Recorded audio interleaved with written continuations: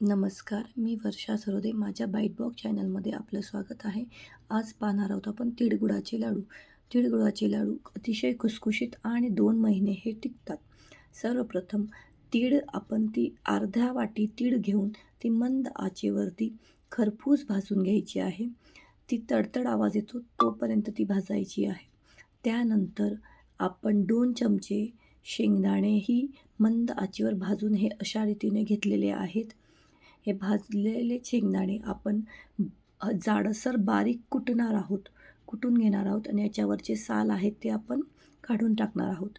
नंतर एका बाउलमध्ये भाजलेली तीळ आणि भाजलेले शेंगदाणे एकत्र करून घ्यायचे आहे. एकत्र केल्यानंतर गॅसवरती पॅनमध्ये आपण अर्धी वाटी गूळ घेतला आहे.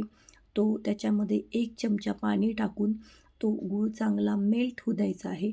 मेल्ट झाल्यानंतर त्याचा पाक चेक करायचा असेल तर आपण चेक करायला पाण्यामध्ये पाणी टाकून चेक करावं. तो अजून झालेला नाही कारण तो जेलीसारखा दिसतो आहे.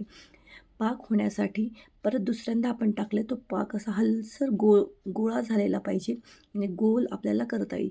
त्यानंतर पाक झालेला आहे. पाकामध्ये आपण भाजलेले तीळ आणि शेंगदाणे टाकायचे आहे आणि चांगले एकजीव करायचे आहे. गॅस मंद ठेवायचा आहे, बारीक गॅसच ठेवायचा आहे. त्यानंतर हलके गरम असतानाच हे लाडू वळायचे आहे.